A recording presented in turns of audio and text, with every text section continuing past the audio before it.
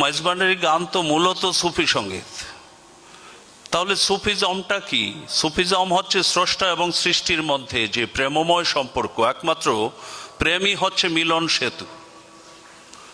রিচুয়ালের কথা বলছে না, কিন্তু আমি দেখি যে মানব জীবন হচ্ছে চারতলা ঘরের মতো।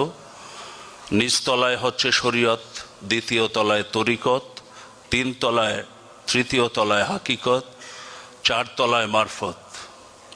তো সেই সমস্ত ধাপগুলো কিন্তু মাইজভান্ডারি তরিকার মধ্যে আছে, এবং মাইজভান্ডারি সঙ্গীত সেই তরিকার যে নির্যাস, সুফিজমের যে তাত্ত্বিক কাঠামো, গাউসুল আজম মাইজভান্ডারির যে উসলে সাবা কিংবা আরও বহুমাত্রিক যে প্রত্যয়গুলো আছে, সমস্ত কিছুকে ধারণ করছে বিচিত্রভাবে। মাইজভান্ডারি গানকে অ্যানালাইসিস করলে সেই সমস্ত কিছু দেখানো যেতে পারে। এবার সম্মানিত অতিথি আলোচক হিসেবে বক্তব্য রাখার জন্য বিনীতভাবে অনুরোধ জানাবো ডক্টর মোহাম্মদ শেখ সাদি, অধ্যাপক, বাংলা বিভাগ, চট্টগ্রাম বিশ্ববিদ্যালয়। নামে শুরু করছি। শুরুতেই মাইজভান্ডারি গীতির আয়োজক বৃন্দের প্রতি কৃতজ্ঞতা স্বীকার করছি আমাকে আমন্ত্রণ জানানোর জন্যে, এবং আজকের সম্মানিত আলোচক বৃন্দ আমার অত্যন্ত স্নেহভাজন অ্যাডভোকেট জনাব ইকবাল, আমার ছোট ভাই আয়াজ মাহমুদ, এবং আমার শ্রদ্ধাভাজন ব্যক্তিত্ব জাফর স্যার, এবং সম্মানিত সুধীজন, ভক্তজন যারা এই হলরুমে আমাকে শুনছেন। মাইজভান্ডারি গীতি এই নাম নিয়েও কিছু কথা বলবো, কিন্তু তার আগে আমি বলতে চাই যে সঙ্গীত হচ্ছে অসীমের প্রতি এক ধরনের নিবেদন, এবং অসীমের সঙ্গে এক ধরনের কানেকশন তৈরির, মানবাত্মার যে এক ধরনের অব্যক্ত আরাধনা বা প্রয়াস, সেই প্রয়াসটি আছে সঙ্গীত সাধনার ভেতরে, সুরের ভেতরে। ফলে পৃথিবীতে সুর এবং অসুরের যে দ্বন্দ্ব, সেটি সৃষ্টির আদিকাল থেকেই চলমান আছে, প্রবহমান আছে। আমরা সেই বাস্তবতার ভেতরেই সুরের সাধনার সঙ্গে যুক্ত আছি। মাইজভান্ডারি তরিকা এবং দর্শনের সঙ্গে আমার একাত্মতা বা ঘনিষ্ঠতা খুব বেশি বছরের নয়, মাত্র 5-6 বছরের। তো সেই জায়গা থেকে এক ধরনের ভক্তি, প্রেম এবং অনুরাগ আমার মধ্যে আপনাদের চেয়ে কম করে হলেও আছে। সেই দায়বদ্ধতার জায়গা থেকে আমি বলতে চাই যে মাইজভান্ডারি সঙ্গীত বাংলাদেশের অন্যান্য লোকসঙ্গীত কিংবা যত ধারার সঙ্গীত আছে, সমস্ত সঙ্গীতের চেয়ে বহুমাত্রিক, বিষয়ে, ভাবে, সাধন তত্ত্বে কিংবা ফিলোসফিক্যাল যত ডিসকোর্স আছে, নানামাত্রিক তাত্ত্বিক কাঠামোতেও মাইজভান্ডারি গানের এক ধরনের বহুমাত্রিকতা আছে, যেটি প্রাতিষ্ঠানিকভাবে এখনো প্রতিষ্ঠা করা যায়নি। সেই শূন্য জায়গাটি অপেক্ষা করছে প্রাতিষ্ঠানিকভাবে। আমার আগের দুজন বক্তা কিন্তু চমৎকারভাবেই সেই জায়গাগুলোকে চিহ্নিত করেছেন। আমি একটু স্পষ্ট করতে চাই, যেমন ইকবাল বলেছে যে এটাকে আঞ্চলিক সঙ্গীত বলে অনেকে। আমি একদম মানতে চাই না যে মাইজভান্ডারি গান কিংবা সঙ্গীত, আমি সঙ্গীত বলি। আমার লেখা মাইজভান্ডারি সঙ্গীতের রূপান্তর নিয়ে আমার একটি লেখা বাংলা একাডেমি থেকে প্রকাশিত হয়েছিল ফোকলোর পত্রিকায়। আমি দেখাতে চেয়েছি যে কিভাবে রূপান্তরিত হয়ে যাচ্ছে গান।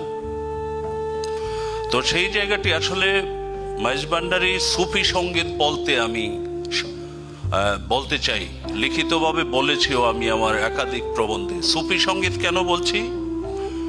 বাংলাদেশে যে লালনের গানে সুফি মতবাদ আছে, Sufi influence in Lalon song, Tanvir মোকাম্মেলের আর্টিকেল আছে ইংরেজিতে, এবং মনমোহন দত্তের গান যারা গান কিংবা শুনেন, দেখবেন যে পিওর সুফিজম আছে মনমোহনের গানের মধ্যে, অসাধারণ। কিন্তু মাইজভান্ডারি গান তো মূলত সুফি সঙ্গীত। তাহলে সুফিজমটা কি? সুফিজম হচ্ছে স্রষ্টা এবং সৃষ্টির মধ্যে যে প্রেমময় সম্পর্ক, একমাত্র প্রেমই হচ্ছে মিলন সেতু। রিচুয়ালের কথা বলছে না, কিন্তু আমি দেখি যে মানব জীবন হচ্ছে চারতলা ঘরের মতো। নিচতলায় হচ্ছে শরীয়ত, দ্বিতীয় তলায় তরিকত, তিনতলায়, তৃতীয় তলায় হাকিকত, চারতলায় মারফত।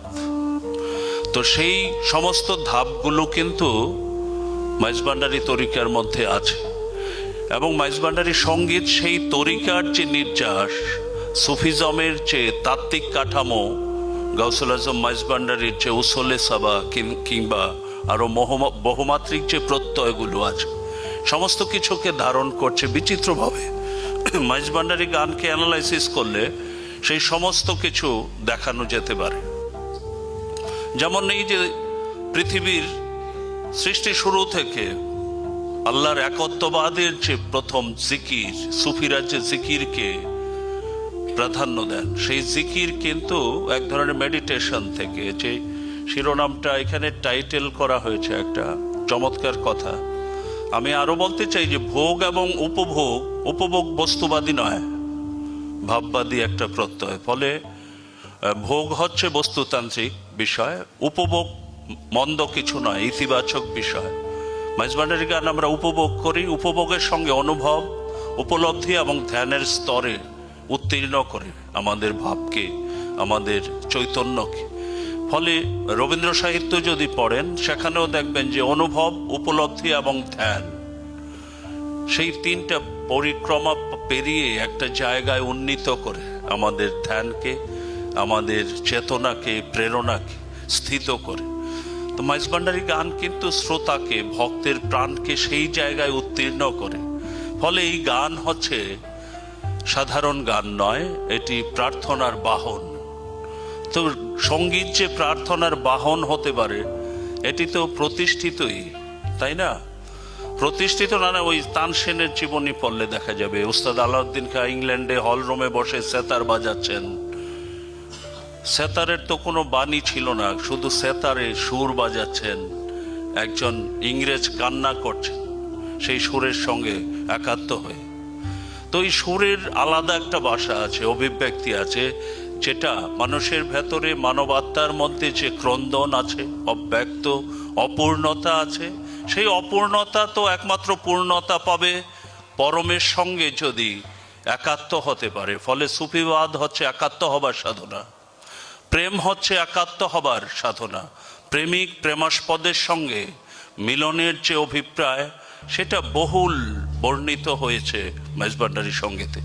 একদিকে প্রেম, এর সঙ্গে যুক্ত হয়েছে বাংলায় যে ভক্তিবাদী ধারা আছে, সেই ভক্তিবাদ। ফলে মাইজভান্ডারী গান যারা লিখেছেন, তারাও এক ধরনের সাধক, ভাবুক। ফলে তারাও কিন্তু সেই ভাবটিকে আত্মস্থ করেছেন এবং শব্দ সংযোজনা এমনভাবে, এমন একটা ভাবের সৌধ নির্মাণ করেছেন, সৃষ্টি করেছেন, যেটা অনায়াসে, যেমন কে তুমি হে সখা আড়ালে বসিয়া হরিলে আমারই প্রাণ। এই যে এর মধ্যে এক ধরনের মিস্টিসিজম আছে। মিস্টিসিজম আবার রোম্যান্টিসিজমের একটা প্রত্যয়। যেমন মনমোহন দত্তের একটা গান আছে, মন মাঝে যেন কার ডাক শোনা যায়, কে যেন আমারে অতিসাধ করে হাত দুখানা ধরে টেনে নিতে চায়। এই কে যেন আমারে, কে তুমি হে সখা, এই কে, এই যে নৈর্ব্যক্তিক একটা ব্যক্তি সত্তা কিংবা একটা পাওয়ার কিংবা একটা প্রেরণা আমাকে কবজা করছে, সেই সত্তাটাকে, সেটা পরম সত্তা, পরমের সত্তা, স্রষ্টা। স্রষ্টাকেই যে বিচিত্রভাবে অধরা মাধুর্যে ব্যঞ্জিত করছেন, দোতনা দান করছেন। এটা হচ্ছে মাইজভান্ডারী গান, কে তুমি হে সখা আড়ালে বসিয়া। এই যে একটা মিস্টিক ভাবনা আছে এর মধ্যে, যে ধরা দিচ্ছেন না। অনেকে বলে যে কারামত আপনি দেখছেন, আমাকে অনেকে প্রশ্ন করে। আমি বলেছি আমি দেখেছি, খুব বেশি দেখি নাই, কিন্তু আমি টুকটাক দেখেছি। তো এটা তো আরেকজনকে দেখানো যাবে না। ফলে স্রষ্টার যে মাধুর্য, স্রষ্টা যে দয়াময়, সেটা আমরা কিন্তু আমাদের যাপিত জীবনে বিচিত্রভাবে টের পাই। নিশ্চিত বিপদ, কিন্তু দেখা যাচ্ছে যে গায়েই লাগছে না, আমি পরিত্রাণ পাচ্ছি। তো এই যে মার্সিটা, দয়াময়ের যে মার্সি বা অনুগ্রহ, দয়াশীলতা, সেটা বিচিত্রভাবে আমাদের জীবনে কাজ করে। অসম্ভব কাজ কিন্তু অনায়াসে কোনো হয়ে যাচ্ছে, সফল কাম হয়ে যাচ্ছে।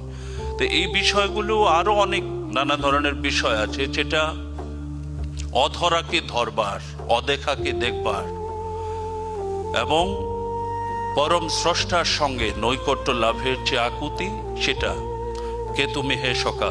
আসলে স্রষ্টাকে বলছেন, কিন্তু গানটা শেষ হয়েছে, বজলুল করিম মন্দাকিনী শেষ করেছেন মানে মাইজভান্ডারীর যে স্বরূপ দর্শন, যে নিজস্ব যে রূপ অভিব্যক্তি, সেটা আল্লাহর সমস্ত সিফত, গুণাবলী কিংবা স্বরূপটা মাইজভান্ডারীর মধ্যে এসে স্থিত হয়েছেন। মানে সাক্ষাৎ মাইজভান্ডারী, গাউসুল আজম মাইজভান্ডারী যেন স্বয়ং আল্লাহর সিফত ধারণ করেছেন, রূপ ধারণ করেছেন। এই যে মানে বৃহৎকে এইখানে মুর্শিদের আদলে এনে উপস্থাপন, তৌহিদের মাইজভান্ডারে উঠেছে তৌহিদের নিশানা, ঘুমায় না মায়া। তো তৌহিদের একত্ববাদের যে বিজয় নিশান মাইজভান্ডারে উঠছে, সেটা ঘোষণা করছেন একজন সাধক কবি। এবং আবার দেখুন যে স্কুল খুলেছে রে মাওলা, যে আয়াজ বলছিল একটু আগে, যে আসলে যারা ভক্তজন, যারা শ্যামা 12টি শর্ত মেনে করেন, সেটা তো অবশ্যই এই তরিকার অনুসারী যারা, তারা সেটাকে মেনেই করবেন শ্যামা। কিন্তু এটা যখন বাইরে চলে যায়, আপনারা জানেন যে বাংলাদেশে জলের গান খুব জনপ্রিয় একটি গানের দল, তারা যে গানটি করেছিল, এটা দেখে আমি কিছুটা চোট পেয়েছি, কারণ আমার প্রাণটা হচ্ছে ভক্ত প্রাণ, ভক্তের প্রাণ। ভক্তের প্রাণ কিন্তু বাজারি কালচারে বিশ্বাসী নয়, বাজারি সংস্কৃতিতে বিশ্বাসী নয়। ফলে গাউসুল আজম মাইজভান্ডারী বা স্কুল খুলেছে রে মাওলা, এটা কোনো ফানের বিষয় নয়, থট অফ স্কুল। এটা হচ্ছে একটা মানে থট, সুফি থট। এই স্কুল তো এই স্কুল নয়, এটা সুফিজমের স্কুল। ফলে এর মধ্যে যে তাত্ত্বিকতা, সেটা পিওর সুফিজমের গান। এবং এখানে মানুষকে আহ্বান করা হয়েছে যে এখানে মুক্তি মেলবে। আপনারা জানেন পবিত্র কোরআনে বলা হয়েছে যে তারাই সফল কাম হয় যারা আত্মশুদ্ধি অর্জন করেছে, তারাই ব্যর্থ হয় যারা আত্মশুদ্ধি অর্জন করেনি। এবং সুফিজম উসলে সাবা তো আত্মশুদ্ধির দর্শন, সুফিজম আত্মশুদ্ধির দর্শন। ফলে মাইজভান্ডারী তরিকাকে যেমন সর্ববেষ্টনকারী তরিকা বলা হয়, এর কারণ হচ্ছে এটা লেটেস্ট তরিকা কালগত দিক থেকে, এবং পৃথিবীর সমস্ত সেরা সেরা তরিকার সমস্ত ভালো গুণাবলীগুলো কিন্তু এর মধ্যে সন্নিবেশিত আছে, সবকিছুকেই ধারণ করা হয়েছে। যেমন ধরুন চিস্তিয়া তরিকায় গানটাকে ভালোভাবে গ্রহণ করা হয়েছে। মৌলবিয়াতেও কিন্তু এখনো তুরস্কে আপনারা জানেন যে ডান্সিং দারবিশ বলা হয়, মৌলানা রুমির অনুসারী যারা, তারা যে নৃত্যটা করে, মনমোহন দত্ত সেটাকে বলেছে লীলা নৃত্য। তো ফলে মাইজভান্ডারী গীতি, নজরুল গীতি, গীতি মানে হচ্ছে লিরিক, শুধু গান, খালি গলায় গাইলে সেটাকে আমরা লিরিক বলতে পারি। কিন্তু গান আর সঙ্গীতের মধ্যে তফাৎ হচ্ছে যখন তাল যন্ত্র এবং নৃত্য যুক্ত হয়, সেটা সঙ্গীত হয়। ফলে মাইজভান্ডারী গান তো সাধারণ খালি গলায় গাওয়া হয়, কিন্তু তাল যন্ত্র তো শুরু থেকেই ছিল। সঙ্গীত ব্যবহার করার পক্ষপাতী আমি, তবে লিরিক্যাল পোয়েট্রি বা গীতিময়তা, যেটা এর মধ্যে গীতিময়তা তো আছে। গীতি শব্দের মধ্যে এক ধরনের বেদনা আছে, বেদনা সুফিদের মধ্যে আছে, বৈষ্ণব কবিদের মধ্যে আছে। কারণ হচ্ছে প্রেম সম্পর্কে যদি বুঝেন, প্রেম কি, অনুরাগে প্রেমের উন্মেষ, বিরহে তার উপলব্ধি, মিলনে তার সার্থকতা। ফলে সুফি এবং বৈষ্ণব কবিরা সবসময় বিরহকে উদ্বোধিত করে থাকে। বিরহটাকে একেলা বসে বিরহ বাসে, কি জানি তোমারই আসে গাহিব গান। একেলা বসে বিরহ বাসে কেন? এই যে বিরহ উপলব্ধি, এই যে আমাদের ময়ূক স্যারের একটা কবিতা আছে, মাঝে মাঝে দূরে যাওয়া ভালো, দূরে গেলে মনে হয় কেউ কাছে ছিল, মাঝে মাঝে দূরে যাওয়া ভালো। আসলে প্রেমকে উপলব্ধি করবার জন্যে স্বেচ্ছাকৃত বিচ্ছেদ এক ধরনের মানব মনের মধ্যে তৈরি করেন ভাবুক কবিরা। বিচ্ছেদ না থাকলেও বিচ্ছেদের ভাবটিকে সবচেয়ে প্রাধান্য দেন, ফলে গীতি শব্দের মধ্যে এক ধরনের করুণ রস আছে। এবং এটা মাওলানা রুমি যেমন বলেছেন যে বাঁশি কেন কাঁদে, বাঁশঝাড় থেকে আলগা হওয়ার বেদনায়। কারণ হচ্ছে আমাদের উৎপত্তি কোথায়, আমাদের এক ধরনের কমিটমেন্ট ছিল স্রষ্টার সঙ্গে, যে আমরা স্রষ্টার স্রষ্টার সঙ্গে অঙ্গীকার করেছি সেই কর্ম থেকে কখনো দূরে সরে যাব না। কিন্তু আমরা ক্রমাগত দূরে সরে গেছি অবচেতনে চেতনে। ফলে এটার জন্য এক ধরনের ক্রন্দন আছে মানুষের মানবাত্মার মধ্যে। সেই ক্রন্দনটি মাঝে মধ্যে বিচ্ছেদ ভাব ধারণ করে, এবং আমাদের মধ্যে যে অনির্দেশ্য বেদনা আছে, যে বেদনার কার্যকারণ আমরা নির্দেশ করতে পারি না অনেক সময়, যে ঠিক কী কারণে এত খারাপ লাগছে, অন্তরটা হাহাকার করছে। তো সেই সমস্ত কিছুকে কিন্তু ধরেছেন সুফি এবং বৈষ্ণব কবিরা। এখন আপনারা বলবেন যে বৈষ্ণব কেন বলছি, বাউল, বৈষ্ণব, সুফিজম এই তিনটি ভারতবর্ষের যে প্রধান সহজিয়া ভাবধারা। সুফিজম পিওর, আমি সবসময় বিশ্বাস করি যে ইসলামের যে পূর্ণ সৌন্দর্য, ইসলামের যে পূর্ণ নির্যাস, সেটা সুফিজমের মধ্যে আছে। কিন্তু অ্যাপ্রোচটার মধ্যে কালক্রমে সহজিয়া যে অ্যাপ্রোচ, সেটা অনুপ্রবেশ করেছে। ফলে ভান্ডারী গানের মধ্যেও কিন্তু দেখবেন যে বৈষ্ণব ঐতিহ্য আছে। যেমন মাওলানা আব্দুল হাদি কাঞ্চনপুরীর গানের মধ্যে আছে আহারে মনধন লুটে নিল মনমোহিনী, কুঞ্জবনে পুষ্পসনে নাচিল কামে। এই যে কুঞ্জবন, পুষ্পসন, বা এই যে রাধা কৃষ্ণের যে প্রেমময় লীলা, সেই ভাবটিকে ধরেছেন এই গানের মধ্যে। আবার দেখেছেন গাউসুল আজম মাইজভান্ডারীর যে সৌন্দর্য, আমার মন হরে যায় গো প্রাণ হরে যায়, মাইজভান্ডারের গুণমণি মোহনবাসী রায়। এই যে মোহনবাসী রায় কিন্তু কৃষ্ণ। এখন আপনি যদি কট্টর মুসলিম হন, বলবেন যে আরে এটা কি করলো মাওলানা, গান লিখেছে কৃষ্ণের আদলে। এখানে পরিষ্কারভাবে বুঝতে হবে যে এই ভাবটি হচ্ছে প্রেম। আয়াত যেটা বলছিল যে প্রেমের মধ্যে কোনো ব্যারিয়ার নাই। মানুষের হৃদয়ে যখন প্রেম জাগ্রত হয়, একমাত্র প্রেম যখন জাগ্রত হয়, সমস্ত প্রকার ব্যারিয়ার, সংকীর্ণতা, দেয়াল, সমস্ত গোড়ামি দূরীভূত হয়। মানুষ প্রেমে পড়লেই কেবল পারে সমস্ত ক্ষুদ্রতাকে উপেক্ষা করতে। এই জন্য আমি বলি যে প্রেমে এবং খেলার মাঠে কোনো উঁচু নিচু, ধনী গরিব কোনো ভেদাভেদ নাই। আপনারা খেয়াল করবেন, প্রকৃত প্রেমে পড়তে হবে, প্রেম জাগ্রত হতে হবে, তা না হলে কেউ সংস্কার ভাঙতে পারে না। প্রেম হচ্ছে এমন শক্তি মানবাত্মার মধ্যে যেটা সমস্ত প্রকার সংস্কার ভাঙতে পারে। একজন প্রেমিক তখনই নৃত্য করে যখন স্রষ্টার ধ্যানে ঘুরতে থাকে। ওই যে লাটিম নৃত্য বলে, অনেকের কাছে মনে হবে এটা বেদাত, সে তো ধ্যানমগ্ন হচ্ছে স্রষ্টার কানেকশনে, স্রষ্টার প্রেমে বিভোর হয়ে নাচ। সেই নাচ সাধারণ নাচ নয়।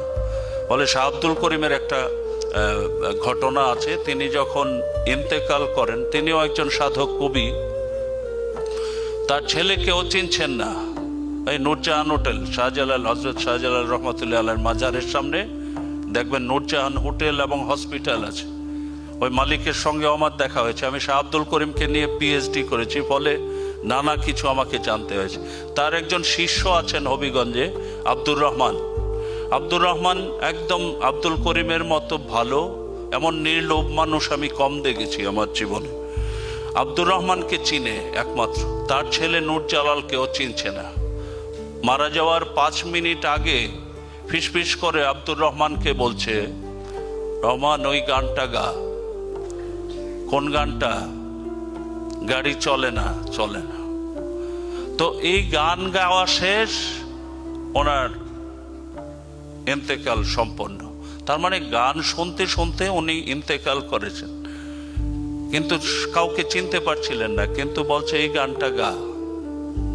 এই গান গাইলো, এই গান গাইতে গাইতে তার সব দেহ নিয়ে চলে গেছে। কিন্তু মোল্লারা তাকে একসময় খুব টর্চার করেছিলেন সারা জীবন। তার স্ত্রীর জানাজা পড়েনি গান গায় বলে। তার শিষ্য আকবরের জানাজা পড়েনি, নানা ধরনের কাহিনী আছে, করুণ কাহিনী। কিন্তু সেই মোল্লারা কান্না করেছে শাহ আব্দুল করিম যখন মারা যান। এটি হচ্ছে একজন ব্যক্তি সাধনার জয় এবং সত্যের জয়। ফলে শাহ আব্দুল করিম বলেছিলেন যে আমার গান আমি গায়ে হলুদে নাচানাচি করবার জন্য লিখিনি, গাওয়ার জন্য লিখিনি। গায়ে হলুদে গাওয়ার গান নয় শাহ আব্দুল করিমের গান, কিন্তু গায়ে হলুদেই তো গায় সবচেয়ে বেশি। ভান্ডারি গানও তো গায়ে হলুদে গায়। তো আমি শ্রদ্ধার সঙ্গে বলতে চাই যে এই ভক্তি গান যেগুলো আছে, এই গান আসলে ওই যে একটু ভক্ত না হলে তো ভাব মাধুর্য বা ভক্তিটা অক্ষুণ্ণ রাখতে পারে। পরিবেশন করতে গিয়ে এমন কিছু যেন না করে যেটা এই সাধন গানের ভাবমূর্তি নষ্ট হয়। এটা হচ্ছে শিল্পীদের প্রতি অনুরোধ। আপনারা তো সবাই ভক্ত শিল্পী, আপনারা সেটা করেন না। বাজারি শিল্পী বা যাদের বলি, এটা বাজারি বলতে খারাপ লাগে, মানে খুব কমার্শিয়াল যারা আছেন তারা যখন গানটা করেন তারাও যেন সেই সতর্কতাটা মেনে চলেন। কারণ গানের ভেতর দিয়ে শুধু আপনি দর্শককে আন্দোলিত করছেন তা নয়, আপনি কিন্তু একটা ফিলোসফি প্রচার করছেন, একটা বক্তব্য প্রচার করছেন। গানে গানে আপনি একটা বার্তা দিচ্ছেন, আত্ম উন্নয়নের বাহন হোক গান। তাহলে এই সঙ্গীত আমাদের জন্যে উপাদেয় হবে এবং উপকৃত করবে আমাদের। তার একটা বিষয় যেটা বলতে চাই সেটা হচ্ছে যে আমাদের ফোকলোরে বাংলা বিভাগে আমি চেষ্টা করে 4 জন লোকগীতি একটা 30 নম্বরের নাম্বার যুক্ত করেছি। যেহেতু আমি গান নিয়ে কাজ করি বা আমার মধ্যে এই বিষয়টা অনুভব করবার একটা শক্তি আল্লাহ দিয়েছেন আমাকে, আমি ভেবেছি যে এই যশোর খুলনা ছড়াচ্ছে 4-5 জন লোকসাধককে পড়লে মোটামুটি আরো বেশি। কারণ হচ্ছে আমাদের শিক্ষিত লোকের কিন্তু দর্শন নাই কোনো। আপনারা জানেন কিনা বিশ্ববিদ্যালয় লেভেলে এখানে জাফর স্যার আছেন বা আমার চেয়ে ভালো জানেন, বাংলাদেশে বিশ্ববিদ্যালয়গুলোতে ফিলোসফি ডিপার্টমেন্ট আছে। আপনারা খবর নিয়ে দেখবেন যে শিক্ষিত পিএইচডি দারি লোকদের কোনো ফিলোসফি এখানে পড়ানো হয় না। আরজ আলী মাতব্বর নামে একজন আছেন, শুধু উনিও স্বশিক্ষিত মানুষ, কোনো বিশ্ববিদ্যালয়ে পড়েন নাই। আপনারা জানেন যে লালনকে নিয়ে ক্যামব্রিজে, অক্সফোর্ডে, হার্ভার্ডে গবেষণা হয়েছে, ইংরেজিতে সংকলন বের করেছে, আমি দেখেছি। তাহলে লালন সারা বিশ্বময় ছড়িয়ে গেছে এবং এই লোকসাধকদের গানগুলোই ছিল আমাদের প্রথম ফিলোসফার হিসেবে কাজ করেছে, ফিলোসফি হিসেবে কাজ করেছে। ফলে তাদেরকে অশিক্ষিত শব্দটা, মূর্খ বলাটা পাপ। স্বশিক্ষিত আত্মজ্ঞানী মানুষ। সুফিজম হচ্ছে আত্মদর্শনের বিজ্ঞান, ফলে এটা মানুষকে আত্মজ্ঞানী করে। সেই আত্মজ্ঞানী হচ্ছেন লালন। আমার প্রচেষ্টায় 4 জন লোকসাধক পাঠ্য হয়েছে বাংলা বিভাগে, লালন, হাসন, শাহ আব্দুল করিম এবং রমেশ শীল। তো রমেশ শীলের সূত্র ধরে আমি কিন্তু মাইজ ভান্ডারী গানকে পরীক্ষার প্রশ্নপত্রে নিয়ে এসছি, যে গণগীতিকার হয়েও মাইজ ভান্ডারী গানে অভূত শৈল্পিক দক্ষতা দেখিয়েছেন রমেশ শীল। আলোচনা করো। এখন মাইজ ভান্ডারী গানকে আমি কৌশলে আসলে প্রচার করতে চাই যে একটা প্রাতিষ্ঠানিক জায়গায় মাইজ ভান্ডারী গানটা সিলেবাসভুক্ত হোক। আমি কিন্তু চাইছি, সঙ্গীত বিভাগে প্রস্তাব করেছি, অন্তত লোকসঙ্গীতের কোর্সে হলেও মাইজ ভান্ডারী গানকে অন্তর্ভুক্ত করুন। এই চেষ্টা চলছে। তো আপনাদের এগিয়ে আসতে হবে, তাহলে বাংলাদেশের সমস্ত মিউজিক কলেজ এবং বিশ্ববিদ্যালয়, যে সমস্ত বিশ্ববিদ্যালয়গুলোতে সঙ্গীত বিভাগ আছে, এটা আসলে কোনো তদবিরের বিষয় নয়। মাইজ ভান্ডারী গান তার নিজের যোগ্যতার কারণেই এটা সিলেবাসের অন্তর্ভুক্ত হওয়ার যোগ্যতা রাখে, দাবি রাখে। এটা আপনাদের খুশি করার জন্য আমি বলি না কোনো কথা। আমি মনে করি যে এই গানের সেই সক্ষমতা আছে, সাহিত্যিক মূল্য আছে, ঐতিহাসিক মূল্য আছে। এই গানের মধ্যে সমাজ বাস্তবতা আছে, মুর্শিদি গানের ধারা আছে, তাই না? ভক্তি গান আছে, কাওয়ালি সঙ্গীতের টোন আছে, জিকিরের রিদম আছে, কি নাই এর মধ্যে? লোকায়ত জীবনধারার অ্যাপ্রোচ আছে। এখানে নৃতত্ত্ব বিভাগেও মাইজভান্ডারি গান পড়ানো যেতে পারে, নৃতত্ত্ব বিভাগ যেগুলো আছে। তো ফলে মাইজভান্ডারি গান একটা মহান সম্পদ, আমাদের ভাব সম্পদ আমাদের কাছে। সেটাকে সেইভাবে আসলে এস্টাবলিশ করার জন্য যথেষ্ট কাজ করে যাচ্ছেন আপনারা আন্তরিকও, কিন্তু আরও মনে হয় যে আরেকটু কাঠামোবদ্ধভাবে কাজটা করলে আরও ফলপ্রসূ হবে।